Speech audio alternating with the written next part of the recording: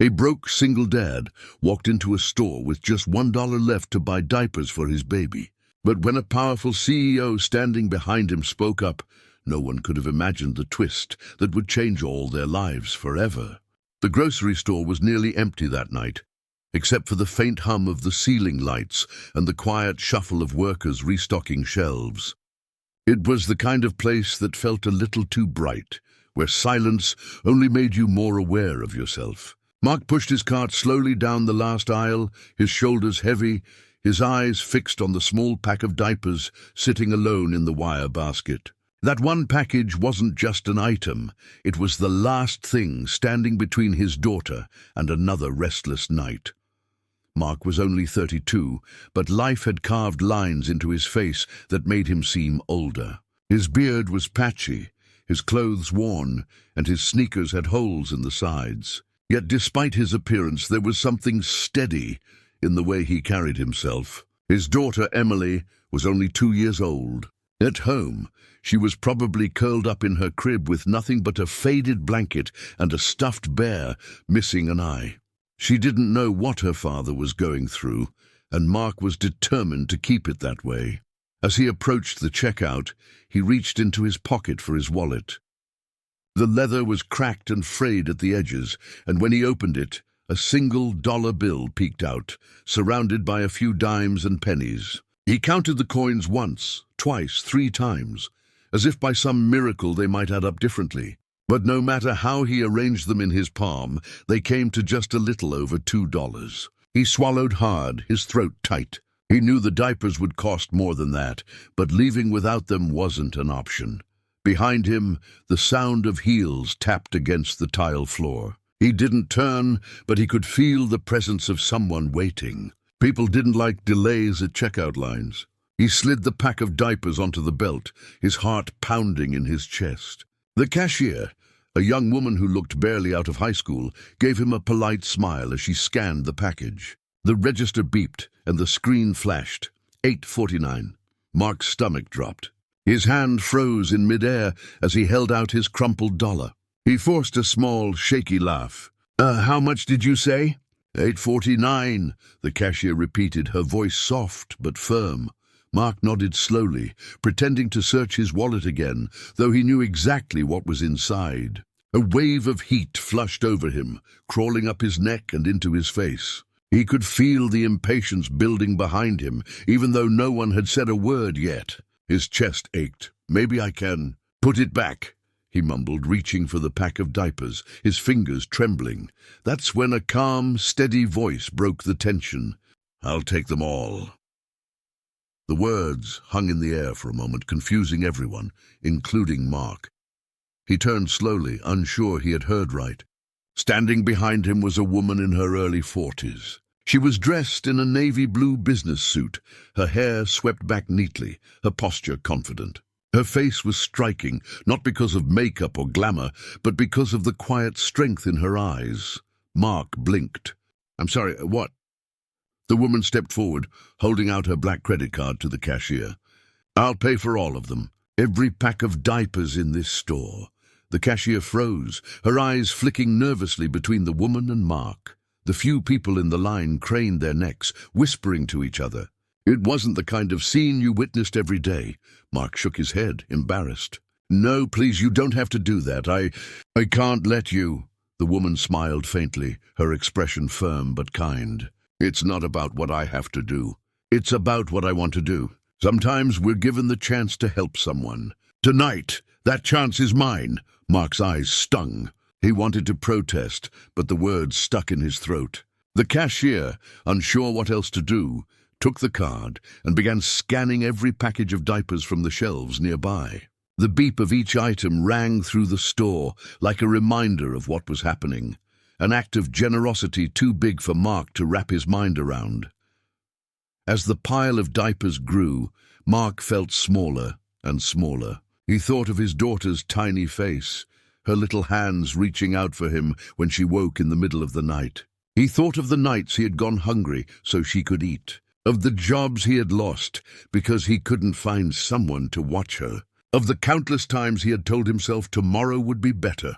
The woman turned to him, her eyes softening. Do you have a car outside? Mark hesitated, then nodded. Yeah, it barely runs, but it's there. She smiled. Good, then we'll load these up for you. Minutes later, Mark found himself standing by his old, dented sedan in the dim parking lot. A store employee wheeled out cart after cart of diapers, stacking them in his trunk and back seat. The woman supervised quietly, her presence steady and calm. Mark watched in silence, still trying to understand what was happening. When the last pack was loaded, the woman stepped closer. "My name's Caroline," she said simply, holding out her hand. Mark hesitated before shaking it, his grip uncertain. "Mark," he replied quietly, I don't know how to thank you." Caroline looked at him with an intensity that caught him off guard. "You don't have to. Just take care of your daughter. That's thanks enough." Mark opened his mouth to respond, but nothing came out. His emotions were a storm. Gratitude, relief, confusion, and a strange warmth he hadn't felt in years. He looked down at the pile of diapers in his car, then back at the woman who had made it happen. She didn't look smug or self-satisfied. She looked human, lonely even, in a way he couldn't quite put into words. As she turned to leave, she paused. "There's a cafe across the street. If you have time tomorrow, stop by. I'd like to hear your story." And with that, she walked away, her heels clicking against the pavement, leaving Mark standing beside his car under the flickering glow of the streetlight. He clutched the door handle, staring after her, wondering why a woman like that would care about a man like him. For the first time in a long while, he didn't feel completely invisible. Mark hardly slept that night. He sat at the small kitchen table in his cramped apartment long after Emily had fallen asleep, staring at the mountain of diapers stacked against the wall. The sight should have filled him with relief. Months of worry had just been erased in a single evening. But instead of peace, his mind spun with questions. Who was that woman? Why did she do it? What could she possibly want from him? By morning, Emily's soft cries pulled him back to reality. He carried her to the kitchen, warming a bottle with the last bit of milk they had left. As she fed, her big brown eyes looked up at him with trust so complete it nearly broke him. He kissed her forehead and whispered, "We'll be okay, sweetheart. Somehow we'll be okay." His gaze drifted toward the diapers again, and he felt a strange tug in his chest. Maybe he owed the woman more than a simple "thank you." By noon, Mark found himself standing outside the cafe Caroline had mentioned. It was a warm, inviting place, with brick walls, tall windows, and the smell of roasted coffee beans drifting through the air. His palms were sweaty as he adjusted Emily on his hip. Part of him wanted to turn around and run. This woman was clearly from another world. But something kept him there. Inside, Caroline was already seated at a corner table, dressed in a tailored grey suit. She looked polished, like someone who belonged to a life of boardrooms and luxury hotels. Yet when she saw Mark step in, her face lit up in a smile that felt disarmingly genuine. She waved him over, motioning to the seat across from her. "You made it," she said warmly as he approached. Mark sat down carefully, placing Emily in the high chair a server had quickly brought over. "Yeah, I wasn't sure I should, but here we are." Caroline studied him for a moment before replying, "I'm glad you did." There was a pause. Mark shifted uncomfortably, unsure how to start. Caroline leaned forward, her voice soft but steady. "Tell me about yourself, Mark. About you and your daughter." He hesitated. For years, he had carried his struggles quietly, too proud to admit the weight he bore. But something in her tone, something patient and unhurried, made him open up. He told her about losing his job at the warehouse when Emily was just a baby, about his wife walking out one night and never coming back, about the endless string of odd jobs he'd taken just to keep the lights on. He admitted how he sometimes skipped meals so Emily could have hers, how he stretched every dollar until it snapped. Caroline listened intently, not interrupting once. Her eyes didn't carry the pity he expected. Instead, they held a kind of respect. When he finally finished, his voice cracked as he said, "I've made mistakes, more than I can count. But the one thing I refuse to fail at is being her father." For a long moment, silence sat between them, broken only by the clinking of cups and quiet chatter around the cafe. Then Caroline spoke, her voice quieter than before. "You remind me of something I've forgotten," she said. "Something I've buried under years of success, I suppose." Mark frowned slightly. "What do you mean?" Caroline stirred her coffee slowly, staring into the dark liquid. "People look at me and see someone who has everything. Money, power, respect. But what they don't see is the empty house I go home to every night. No laughter, no footsteps running down the hall, just silence." She looked up, her eyes glistening in the sunlight streaming through the window. "I spent so long chasing success that I forgot what really matters." Mark wasn't sure what to say. He'd never imagined someone like her, so composed, so untouchable, could feel anything close to loneliness. But he could see it in her now, clear as day. Caroline smiled faintly, trying to lighten the mood. "You think I helped you yesterday, but maybe you helped me more. Reminded me that kindness still has a place in this world." Emily, oblivious to the weight of their conversation, banged her tiny hand on the table, giggling. Caroline laughed softly, reaching out a hand toward the little girl. Emily grabbed her finger instantly, gripping it with surprising strength. The look on Caroline's face shifted. Something softened in her, something almost maternal. Mark watched in silence, his chest tightening. He wasn't used to anyone connecting with Emily so quickly, especially someone from such a different life. But the way Caroline looked at his daughter, it wasn't forced. It was natural, almost instinctive. The rest of the afternoon unfolded with surprising ease. Caroline asked questions about Emily's favorite toys, her bedtime routines, the things that made her laugh. Mark found himself answering without hesitation, even chuckling at the small stories he shared. For once he didn't feel judged. He felt seen. As the sky outside turned dusky and the cafe grew quieter, Caroline leaned back in her chair. "Mark," she said carefully, "I don't want you to think yesterday was charity. I did what I did because I could, and because I wanted to. But if you'll let me, I'd like to be more than just the woman who bought you diapers." Mark's brow furrowed. "What do you mean?" "I mean, I'd like to help," she replied simply. "Not with handouts, with opportunities, with presence. I don't know exactly what that looks like yet, but I know I don't want this to be the end of our story." Her words hit him like a wave. Part of him recoiled. He had lived too long, relying only on himself to trust easily. But another part of him, the part that looked at Emily and dreamed of something better, leaned toward hope. He cleared his throat, his voice low. "I don't know if I can accept that."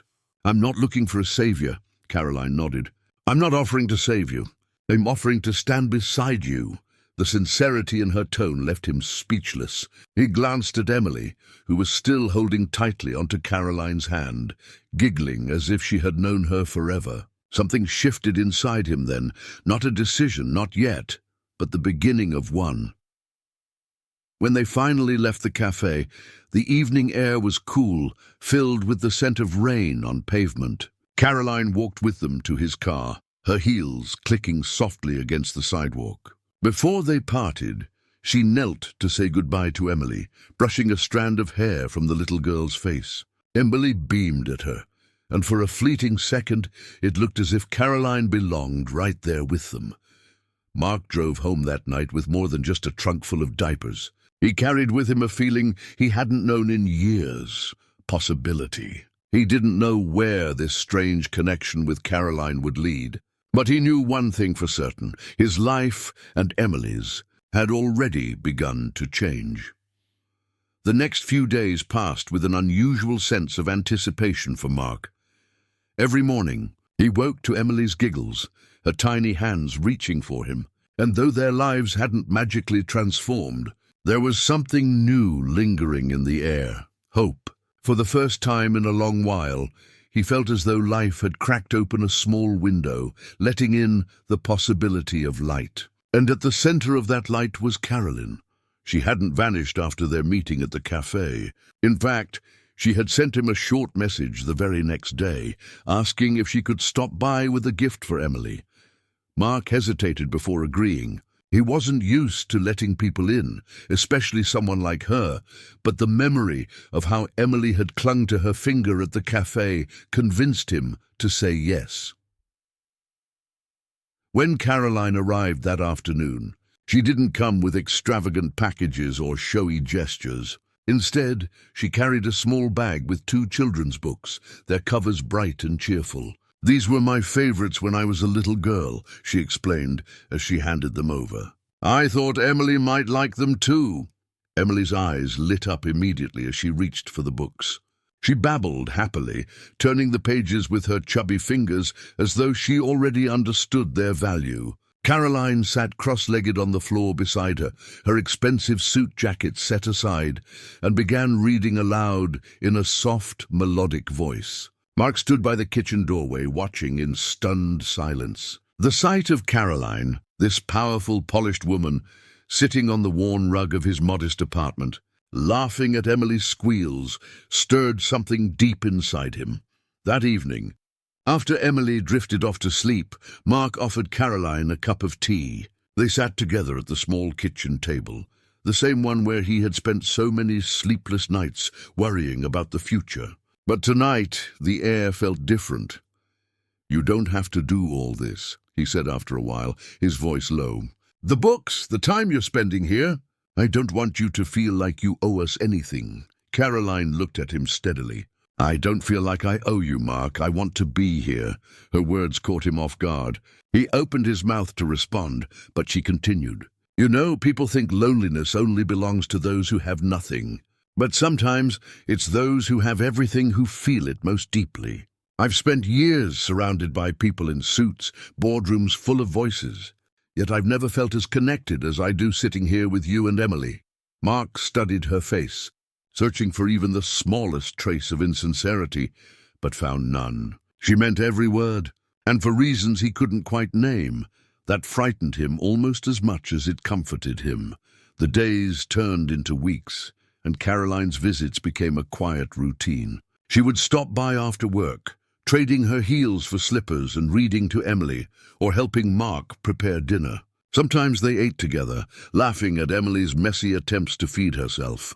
Other nights they simply talked, about Caroline's late parents, about Mark's dreams for Emily, about the weight of responsibility, and the strange paths life sometimes forces people to walk. One evening, Caroline invited Mark and Emily to her home for dinner. Mark nearly refused. He imagined himself out of place in some grand mansion, but Caroline insisted. "It's just a house," she said softly, "and it's far too quiet without company."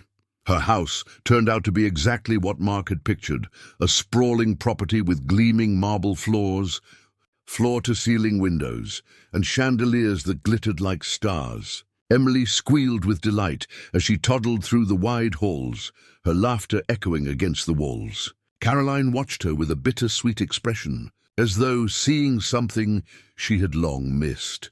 They ate in the formal dining room, but Caroline kept the atmosphere light, insisting that Emily sit beside her in a booster seat she had bought just for the occasion.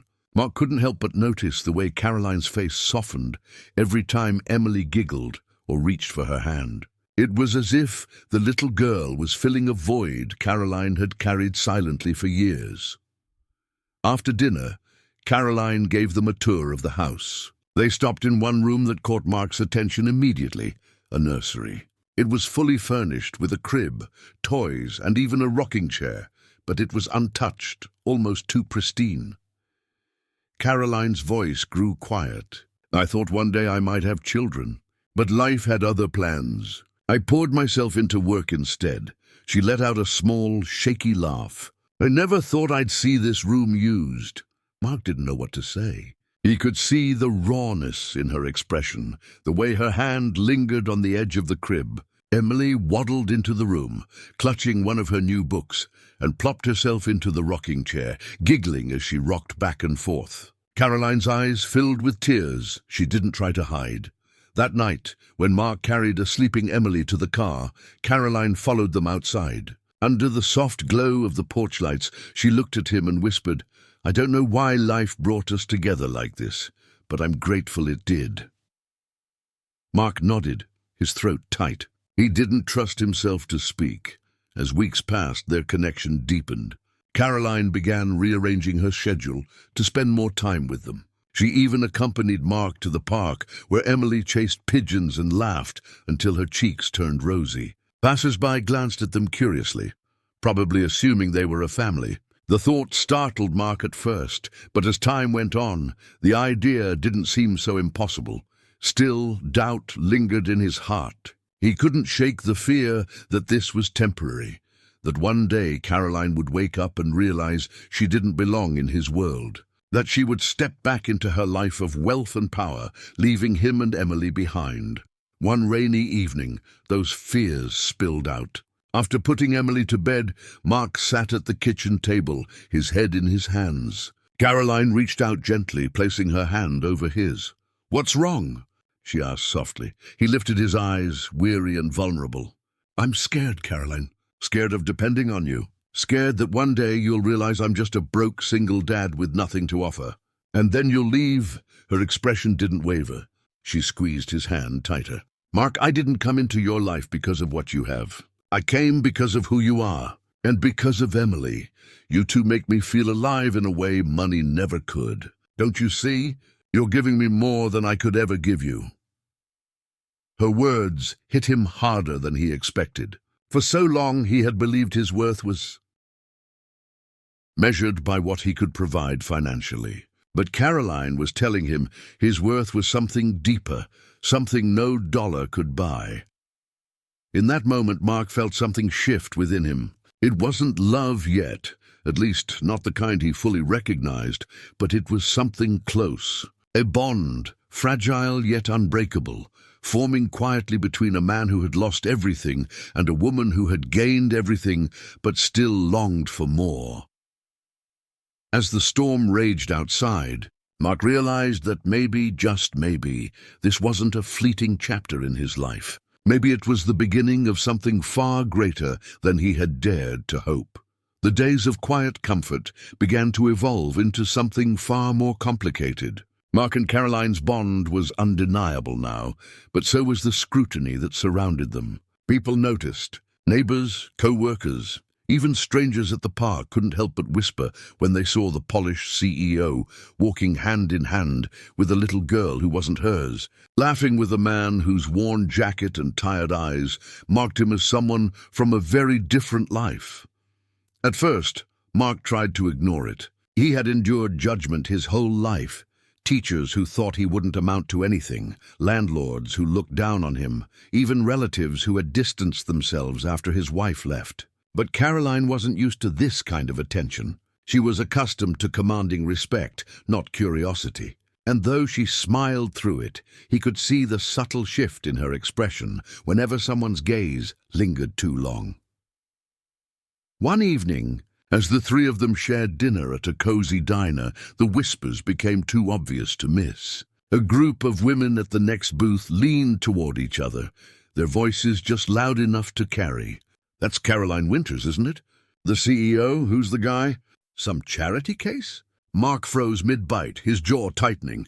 Caroline heard it too. She set her fork down and glanced at him, her eyes steady. "Ignore them," she murmured. But later that night, when Mark was putting Emily to bed, the words came tumbling out. "They're right, you know. You could be with anyone, someone who fits into your world, not me. Not this." Caroline's expression hardened, not with anger, but with determination. "Mark, I don't care what they think. I care about you. About Emily? Do you think I've worked my whole life just to live for other people's opinions?" Her conviction was fierce, but Mark's insecurities didn't fade so easily. The cracks in his confidence grew wider when Caroline invited him to a charity gala a week later. It was her world on full display, glittering gowns, polished speeches, endless champagne flutes. Mark wore his best suit, one Caroline had insisted on buying for him, but he still felt like a fraud. Every handshake was stiff, every smile forced. He watched as people surrounded Caroline, praising her business acumen, her philanthropy. He lingered near the edges of the room, feeling smaller by the second. Then came the moment that nearly broke him. A man in a sleek tuxedo, one of Caroline's business associates, approached her with a glass of wine. He leaned in too close, whispered something that made her laugh politely, and Mark's chest tightened. He saw the way others looked at him, not as Caroline's partner, but as a curiosity. When Caroline returned to his side, her hand slipping into his, he forced a smile. But later, in the car ride home, silence hung heavy between them. Caroline finally asked, "Are you angry with me?" Mark shook his head, but his voice betrayed him. "I just don't fit in your world, Caroline. I don't belong there." She stared at him, her voice quiet but firm. "You belong with me. That's all that matters." Still, doubt gnawed at him. It grew stronger when his hours at work were cut back, tightening their already fragile budget. He found himself relying more and more on Caroline, something that made him feel both grateful and ashamed. Each time she offered to help, he wanted to accept, but his pride screamed at him to say no. One afternoon, after a particularly difficult day, he snapped. Caroline had brought groceries, more than he could have afforded in weeks, and Mark felt the weight of his failures crush down on him. "I don't want your charity," he blurted, slamming a cupboard door. Emily, startled, began to cry. Caroline's eyes widened, hurt flashing across her face. "This isn't charity, Mark, it's love. Why can't you see that?" Her words pierced him, but his pride held firm. He turned away, unable to meet her gaze. For the first time since their connection began, Caroline left quietly, the door closing softly behind her. The apartment felt colder that night. Emily clutched her stuffed bunny and whispered, "Daddy's sad." He pulled her close, his heart breaking at the innocence in her voice. Days passed without a word from Caroline. Mark convinced himself it was for the best, that she deserved someone who didn't come with so much baggage. But every time he saw Emily flip through the books Caroline had given her, or when he found the little pink slippers she kept at their apartment, his chest ached with the emptiness she'd left behind. Then came the twist Mark never expected. One evening, while walking Emily home from daycare, he saw Caroline waiting outside his building. She wasn't in her usual sleek attire. She wore jeans, a simple sweater, and her hair loose around her shoulders. She looked different, softer. "Caroline," he breathed, stopping in his tracks. She stepped forward, her gaze unwavering. "Mark, I don't want distance. I don't want pride to keep us apart. I want us, all of us." She looked at Emily, who reached for her instinctively. Caroline bent down, scooping the little girl into her arms, holding her as if she belonged there. Mark's throat tightened. "I don't know if I can give you what you deserve." Caroline shook her head. "You've already given me more than I ever dreamed of. Love, laughter, a family. That's all I want." Tears stung his eyes, but he didn't look away this time. Slowly, he stepped closer, his hand brushing Caroline's. The tension that had weighed on them for weeks dissolved in that single touch. From that moment, things began to change. Not perfectly, not without challenges, but with a new kind of strength. Caroline didn't just show up with groceries anymore. She rolled up her sleeves and cooked with Mark. She didn't just buy Emily books. She tucked her into bed, kissed her forehead, and whispered stories until she drifted to sleep. And Mark, in turn, began to accept that love wasn't weakness, that needing someone wasn't the same as failing. But the world wasn't done testing them. Word spread quickly about Caroline's relationship with a single dad. The press caught wind, splashing photos of them in the park across tabloids with headlines like "CEO's Surprising Romance" and "From Boardroom to Baby Bottles." Some praised her for breaking stereotypes. Others mocked her for lowering her standards. Mark braced himself for Caroline to retreat, to protect her image. But she didn't. Instead, she stood tall in front of the cameras, Emily perched on her hip, and said clearly, "This is my family, and I couldn't be prouder." That declaration sent shockwaves through Mark's world. He had always expected abandonment, always waited for the other shoe to drop. But Caroline wasn't walking away. She was choosing him, choosing Emily, choosing their messy, imperfect little family, public opinion be damned. And for the first time in years, Mark allowed himself to believe that maybe, just maybe, He was worthy of being chosen. The weeks following Caroline's public declaration were unlike anything Mark had ever experienced. Overnight, their lives became the subject of fascination, both celebrated and criticized. Some people admired Caroline's courage and compassion, while others whispered cruel remarks, calling it a publicity stunt or mocking Mark for climbing up through romance.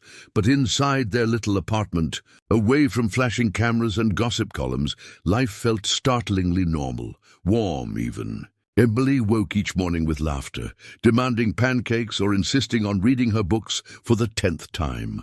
Caroline, despite her busy schedule, often stopped by before work to braid Emily's hair or drop off fresh fruit for breakfast. It was in those small gestures, not the grand ones, that Mark felt the depth of what was happening. She wasn't just a visitor anymore. She was weaving herself into the rhythm of their lives. One Friday evening, Caroline suggested they take a weekend trip to a cabin outside the city. "Just us," she said. "No distractions, no cameras, no boardrooms, just fresh air and time together." Mark hesitated. He still wasn't used to the idea of vacations or luxuries. But Emily's squeals of excitement when she overheard the word cabin pushed him to agree. The drive up was long, but filled with laughter. Emily sang half-remembered nursery rhymes in the back seat, making up words when she forgot the lyrics. Caroline reached back often, tickling her or handing her snacks, her eyes sparkling with joy. Mark found himself watching Caroline more than the road sometimes, his heart swelling with a gratitude he couldn't put into words. When they arrived, the cabin sat nestled among tall pine trees, its wooden porch glowing in the golden light of sunset. The air smelled of pine and earth, so different from the city's constant noise. Emily darted around the yard, chasing butterflies and shouting for them to wait up. That night, after Emily had fallen asleep in a small loft bedroom, Mark and Caroline sat by the fireplace, a gentle silence between them. Caroline leaned against him, her head on his shoulder.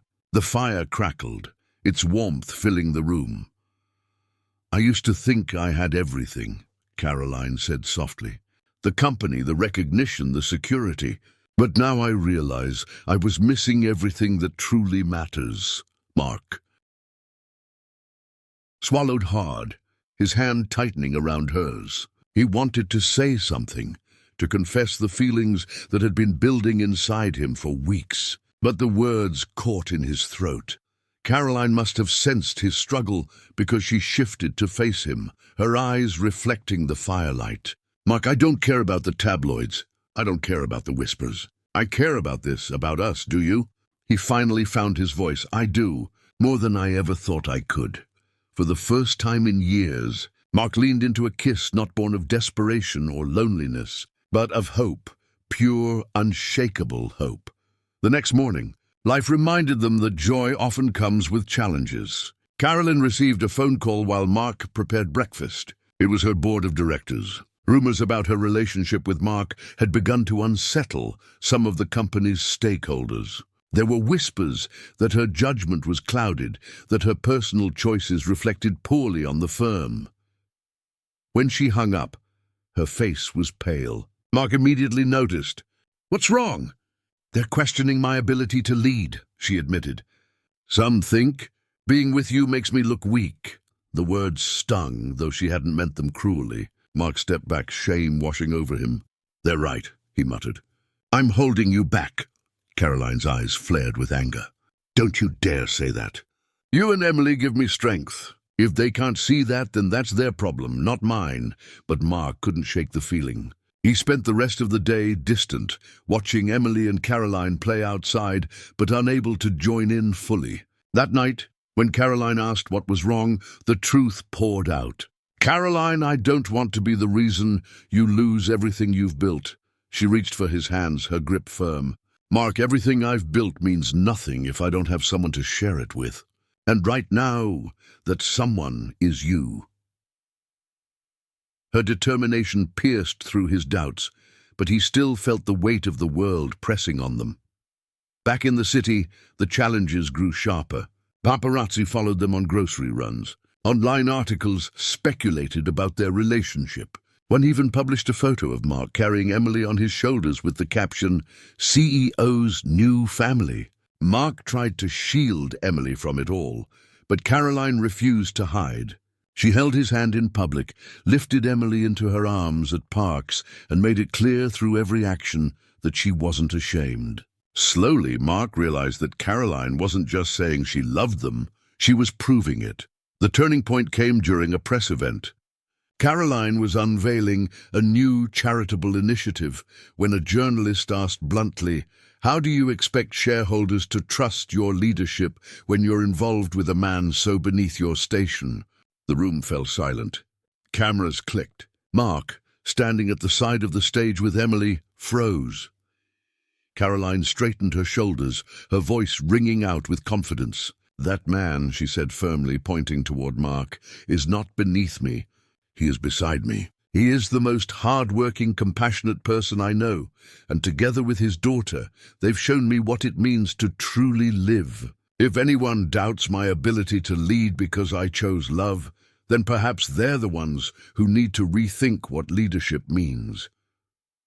The crowd erupted, some in applause, others in murmurs. Mark felt his heart pound as Caroline crossed the stage toward him, taking his hand in front of everyone. Emily clapped her tiny hands, shouting, "Go, Daddy!" In that moment, Mark understood. Caroline wasn't fighting for an image or for the approval of others. She was fighting for them, for their family.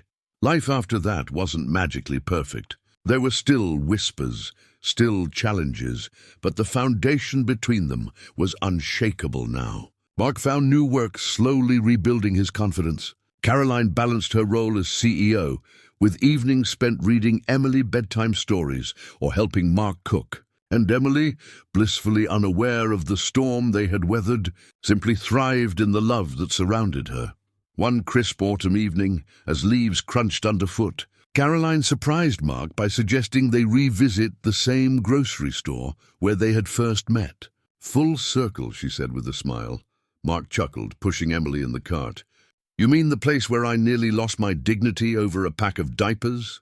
"Or the place where I found everything I never knew I needed," Caroline replied. They walked the aisles slowly, laughing at Emily's attempts to sneak candy into the cart. At the checkout line, Caroline slipped away for a moment, returning with a small bouquet of flowers. She handed them to Emily, whispering something in her ear. Emily grinned wide and toddled over to Mark, holding the bouquet up with both hands. "Daddy, marry Caroline," she said, her little voice clear as a bell. Mark's eyes widened, his gaze flying to Caroline, who stood a few feet away, her eyes shimmering with tears. She wasn't in a gown or surrounded by cameras this time, just jeans, a simple sweater, and her heart on full display. He knelt to Emily's level, taking the flowers with trembling hands, then looked at Caroline. "Are you serious?" She nodded, her smile trembling. "I've never been more serious." For a moment, Mark couldn't breathe. The store, the shoppers, the years of hardship, it all blurred around him. All he could see was Caroline and Emily, and the life that had once seemed so impossible now standing right in front of him. "Yes," he whispered, his voice breaking. 1,000 times yes. The store erupted into applause from strangers who had witnessed the moment. Emily clapped her hands, squealing, "Yay, family!" And in that small grocery store, the place where their worlds had first collided, Mark, Caroline, and Emily stepped into the future. Together. Not as a billionaire and a broke single dad. Not as two people from different worlds, but as a family bound by love, kindness, and the courage to choose each other despite everything. Sometimes the smallest moments turn into the biggest turning points of our lives. For Mark, it wasn't about having money or power or even the perfect plan for the future. It was about doing his best for his baby daughter, even when the world seemed stacked against him. He walked into that store with just $1 left, not knowing how he was going to make it through another day. And yet, with that single dollar and his unshakable love for his little girl, he showed strength that few could understand. But what he didn't know was that someone else, standing quietly behind him in line, was watching. That someone was Olivia, A woman who had built her life on success, power, and wealth, yet who felt emptier than ever inside. She saw in Mark something she hadn't seen in years: raw honesty, humility, and the kind of love that money could never buy. Her decision to step forward to say, "I'll take them all," was more than just paying for diapers. It was the beginning of something greater. This story isn't just about generosity. It's about the way two strangers, coming from completely different worlds, can collide in the most unexpected way and create something beautiful. It's about how kindness can ripple through lives, healing wounds that seemed too deep, and building bridges where there once were walls. And maybe that's the lesson we all need today. In a world that often feels cold, rushed, and self-centered, one simple act of kindness can shift everything. Mark thought he was alone, but he wasn't. Olivia thought her life was complete, but it wasn't. Together they found hope, love, and a new reason to keep moving forward. Now here's where you come in. If this story moved you, if it reminded you that kindness still exists, and if it gave you even the smallest spark of hope, don't keep it to yourself. Share it, because someone out there, maybe a friend, a neighbor, or even a stranger scrolling on their phone, might desperately need this reminder today. So before you click away, take a moment, hit the like button to show your support. Subscribe so you never miss more powerful stories like this one. And turn on the notification bell so you're always the first to know when a new story drops. Most importantly, tell us in the comments, what would you have done if you were in Olivia's shoes? Would you have stepped forward? Or what would you say to someone like Mark, who is struggling but still fighting for the ones they love?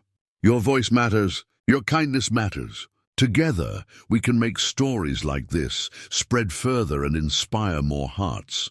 Because at the end of the day, it isn't about how much money you have or how much success you can claim. It's about what you do with what you've been given. And sometimes it only takes one choice, one word, or one act of kindness to change someone's life forever. So don't just watch this story, be part of it. Share it, live it, and remember, you never know when you might be the person standing behind someone like Mark with the chance to change their life.